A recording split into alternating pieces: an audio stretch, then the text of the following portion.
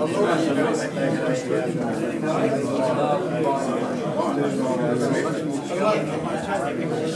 evening, everybody. Good evening. Welcome along to the 2019 Jean Batten address.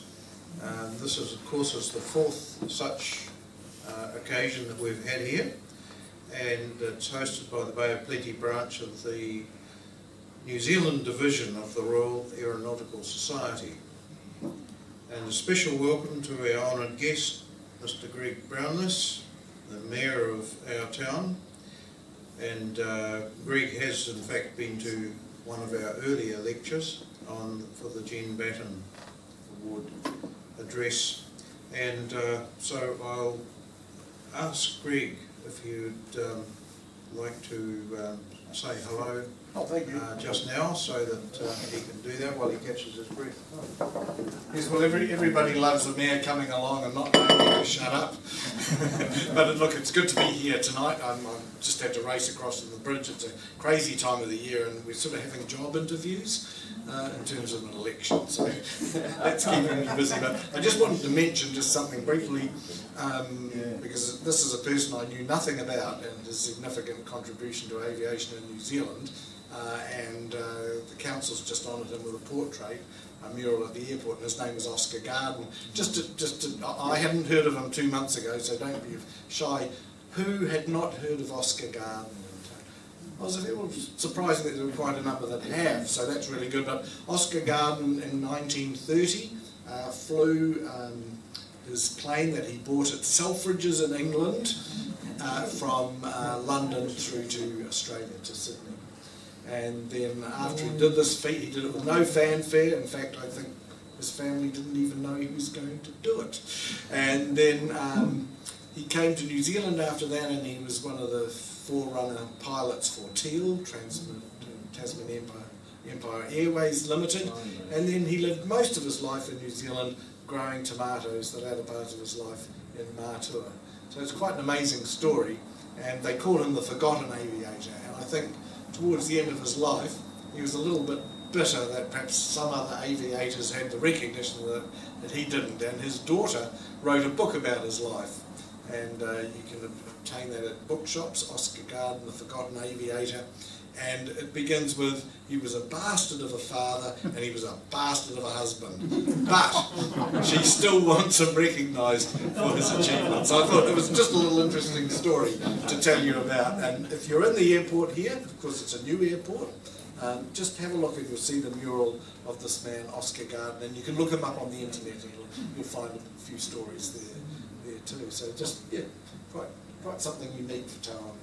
I'm going to really enjoy this lecture. I've actually been to the last two and enjoyed those, so looking forward to tonight. Thank you.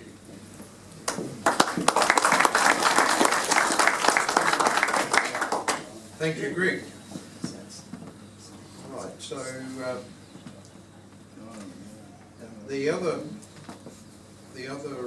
person in particular that I will mention for the moment is Andrew Gormley, who, as it turns out, can't be with us this evening. As I think everybody here knows, he's the CEO of Classic Flyers, and we just wish to take the opportunity to publicly thank him again for the contribution that he and his team here at Classic Flyers make to the museum, and also to our Bay of Plenty branch of our society. And we get a lot of support through being able to have the facility here to host our meetings, and of course they also help to let other people know that things are happening and spread the word for us. So we are celebrating just now the fact that we've actually got 50 members in the 4 years that we've been in business here, and it's really nice to reach a nice round number so early.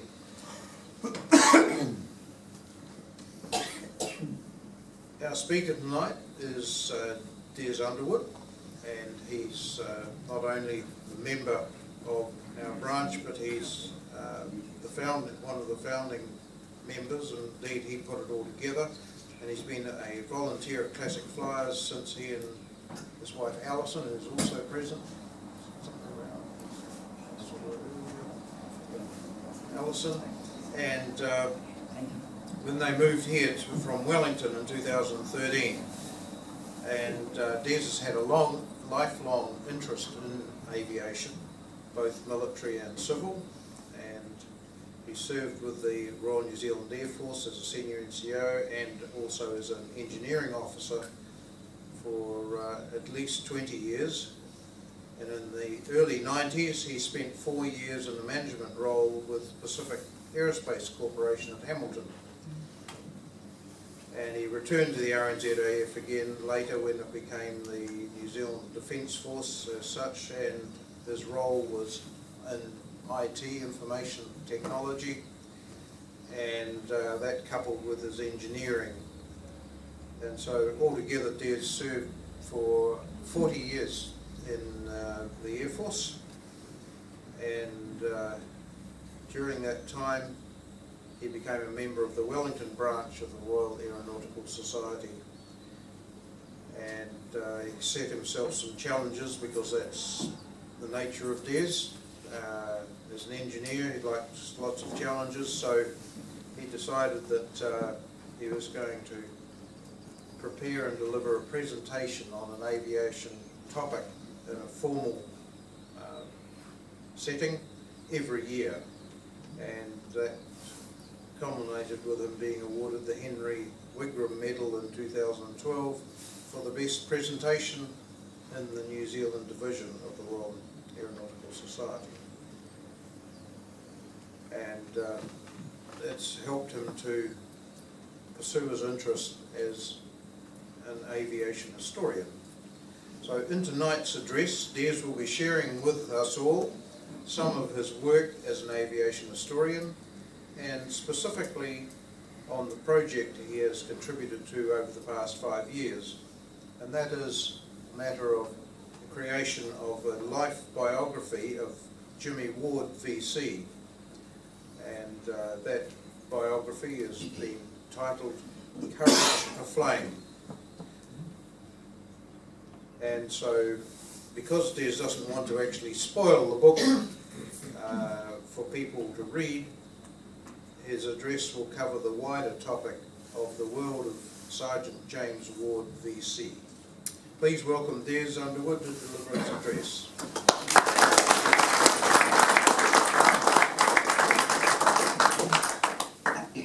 Thank you for the welcome, Jack.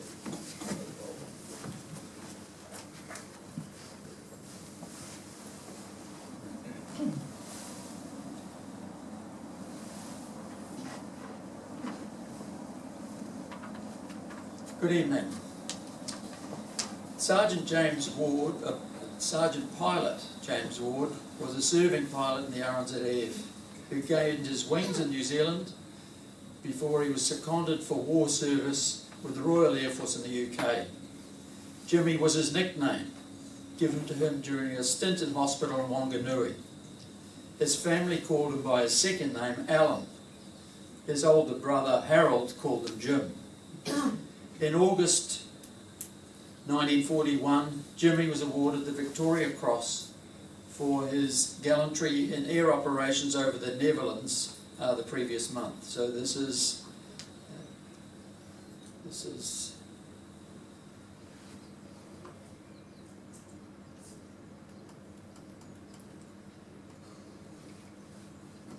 his world was changed forever. Having to wear his uniform, which was compulsory in wartime. The crimson VC medal ribbon made him conspicuous.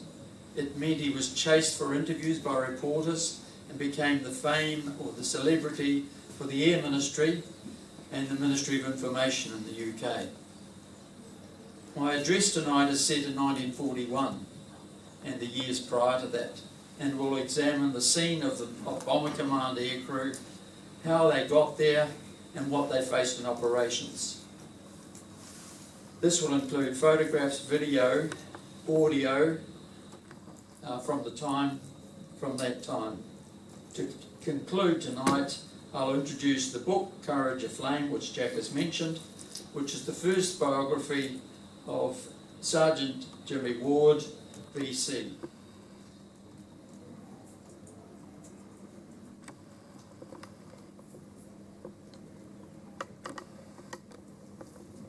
It's 100 years since James Allen Ward was born to English parents in Wanganui. His family picture was taken on his 21st birthday. He was in the Air Force at that point. He was born poorly and was small, but this never stopped him, and he was into everything. Climbing was one of his attributes, along with swimming, life-saving, canoeing. He had his own boat. Jimmy's passion for aviation was in model aircraft, and his room on the porch of the family home was festooned with models.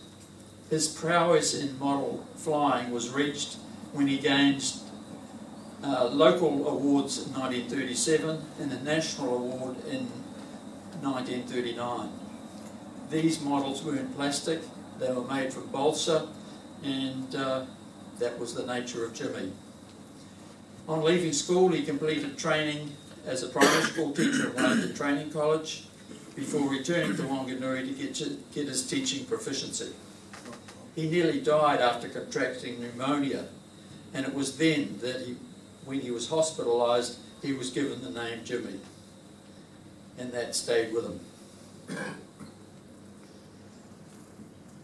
While he was on a hospital bed, the Royal Air Force had planned a scheme called the British Commonwealth Aircrew Training Plan, and it was hatched as the slide, which I won't repeat, describes a scheme to train 50,000 aircrew a year.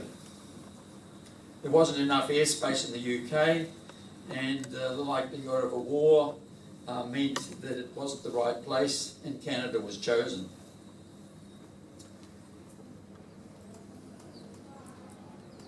In all, the BC ATP provided 133,000 trained aircrew to the Royal Air Force, 5% of them from New Zealand, 70,000 from Australia and from Canada.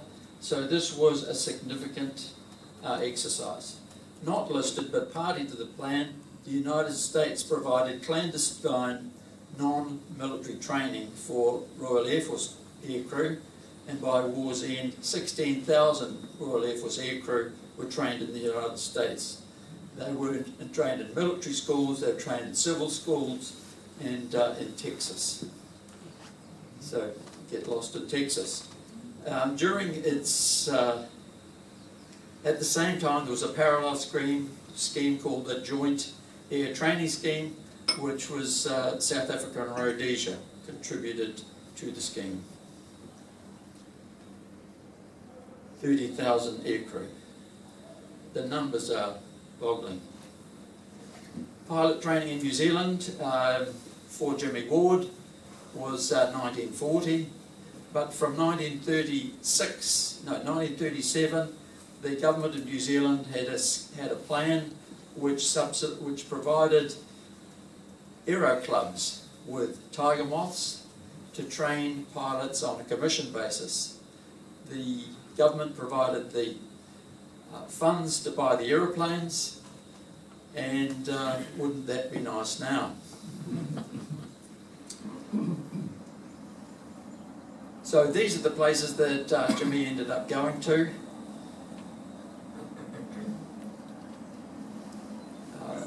Elementary flying training at Tyree, which is in Dunedin, or Osgill, and then north to Wigram for advanced flying training.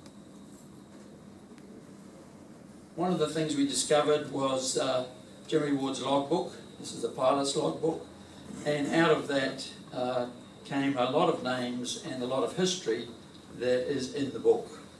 One of them was Jonas William Henry Lett. He won the Air Force Flying Cross, but he was one of Jimmy's instructors at Tyree.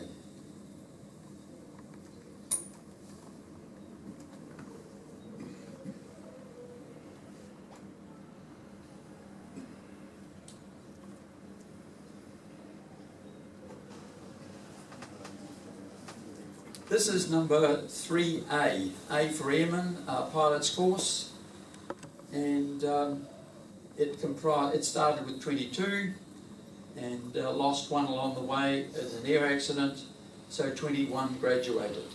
All were sent to the UK.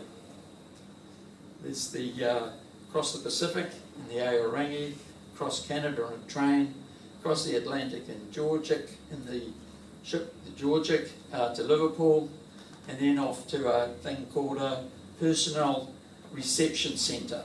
This was at Uxbridge. Uxbridge, for the historians, is the same place where Keith Park had managed his fighter group the previous year. I picked and suggested for the book a number of 3 Jameses. There was Jamie Ward, James Fraser Barron, and Jim Starkey. Jim Starkey was from Gisborne, Jimmy Ward was from Wanganui, and Fraser Barron was from South Otago. And the book follows their exploits, so hence the names in red. So they ended up at all destined for Bomber Command and all destined for Wellington Bomber conversion at Lossiemouth, which is a Royal Air Force station in the north of Scotland. Jeremy suggested that you could have all 4 seasons in one day as far as the weather was concerned.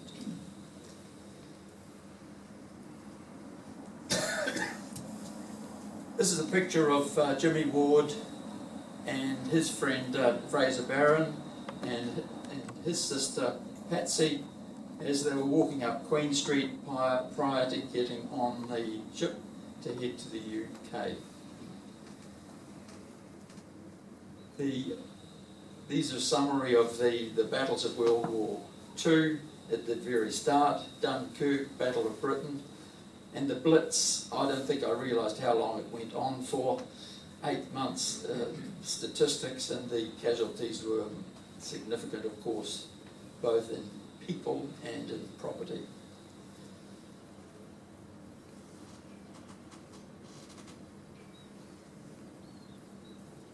Coventry was one of many cities severely damaged, and it was important to the wards. They had come from there. The city was reduced the precious cathedral almost to dust, but the spire remains as it does today. Percy Ward, Jimmy's father, had something to say about the perpetrators of this destruction and of his homeland. But the spire stood in defiance. That spire, he said, is standing still, and it will be standing long after Hitler and his crowd are dead and gone. How prophetic that was. New Zealand had, as well as establishing a pilot training school with aero clubs, had the government had actually asked the Air Ministry in the UK to provide an expert, and his name was Ralph Cochrane, Wing Commander, the Honourable, and he came to New Zealand, set up a plan, and the result of that was new bases and 30 Vickers Wellington Bombers. And those were in train, and the block on the right hand side actually is the serial numbers of the aircraft that NZ 300 was issued to, and there's 30 of those in sequence. At the outbreak of World War II, the government changed all that. When they gifted the Wellingtons and the New Zealand flight that had been sent to the UK to train and ferry them back to New Zealand to the British government for service with the Royal Air Force. In recognition, the Royal Air Force rebadged 75 Squadron RNZAF and established what was called a bracketed squadron called 75 New Zealand Squadron RAF, and that happened on the 1st of April 1940. The new squadron inherited the unique AA squadron code, and we'll see what that means a little bit later.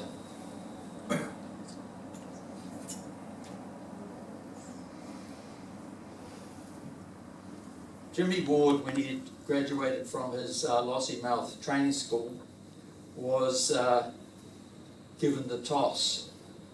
Where do you want to go to? So he won the toss and decided he wanted to go to 75 Squadron. It was a New Zealand squadron, it had a high reputation, and that's where he wanted to be, and that's where he went.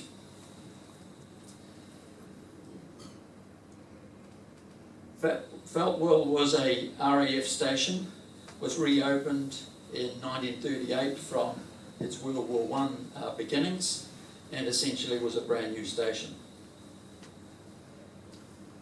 After a stop off in London, Jimmy had reported to 75 Squadron at Feltwell and celebrated his 22nd birthday the next day, the 16th of June 1941.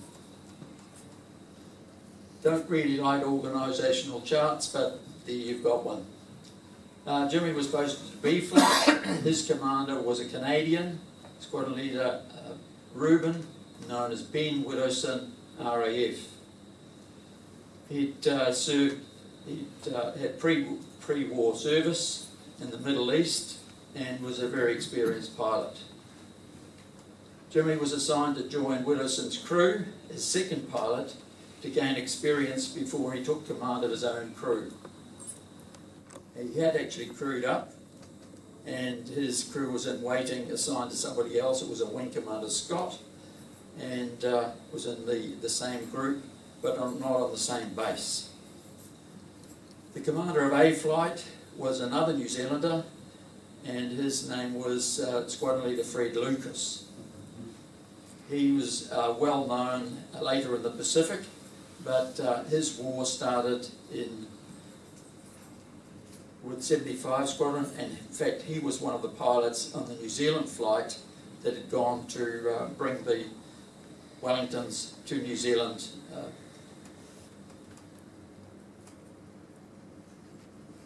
The third New Zealander after Jimmy Ward and Fred Lucas was the CO of 75 Squadron, and his name was Cyril Kay. He was known as Cyrus and had been awarded a DFC earlier, and had an interesting career in civil aviation, as he had flown with James Hewitt a Dragon Rapide called Tainui in the 1934 air race from UK to Melbourne.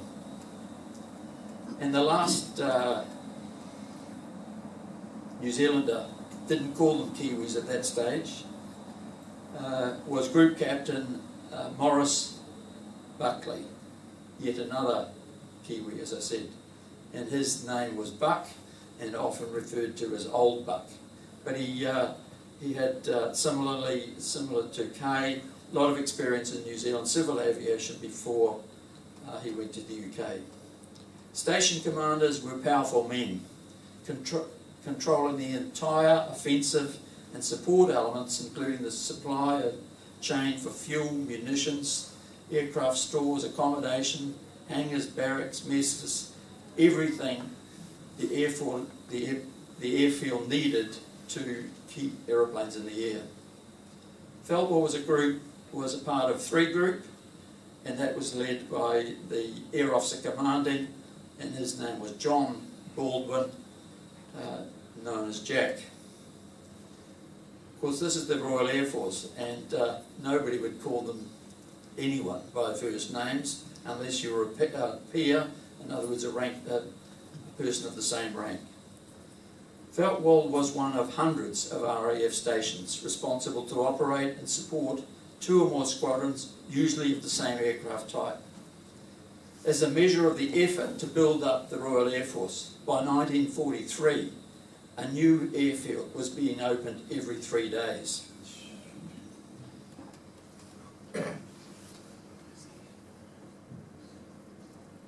So unusually, a good number of, call them Kiwis for us, held senior command posts at Fatwell, and so Jimmy Ward was surrounded by other New Zealand crews, commanders and crews.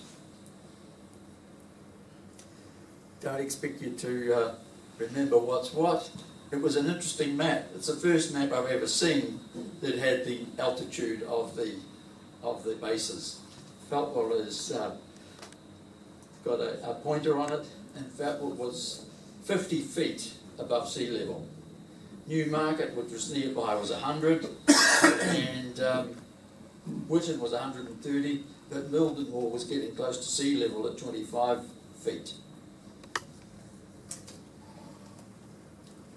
The picture on the right-hand side is a map that was done relatively recently, and it just shows the airfield, and they basically took over the next door neighbour's paddock, and aeroplanes weren't stored in hangars, they were stored in dispersals, which is out in the weather, and so the ground crew had a very tough time looking after aeroplanes in the open. Just as aircraft had been dispersed, air crew were dispersed as well. So Jimmy was assigned a billet at the old rectory, that's the picture of it, in a nearby village called Hockwell. And there's a picture of Jimmy at the bottom, and he was waiting his pickup from the transport that would take him off to work each day. The aeroplanes themselves, the Wellington Bomber was the result of a development originated from the Air Ministry,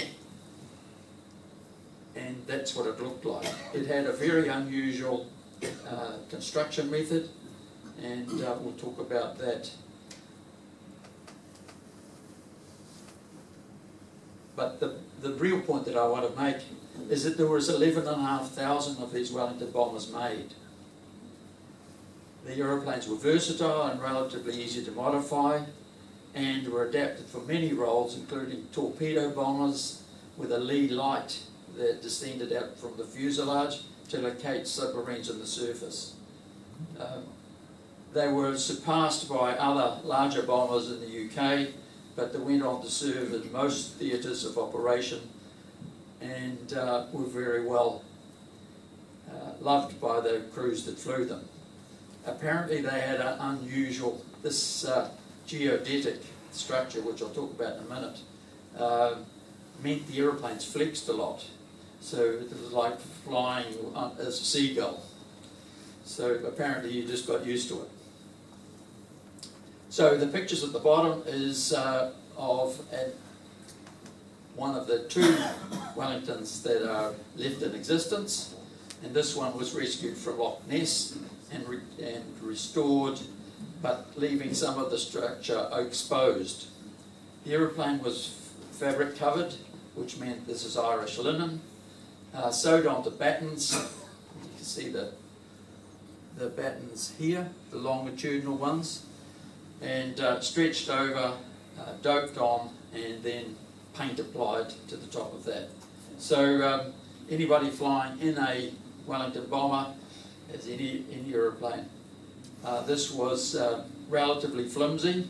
Once you doped it and put paint on it, it took a form of rigidity, but it was very, its feature though was that because there was so little structure, bullets really didn't, apart from shooting the crew and shooting the engines, the Wellington just kept going.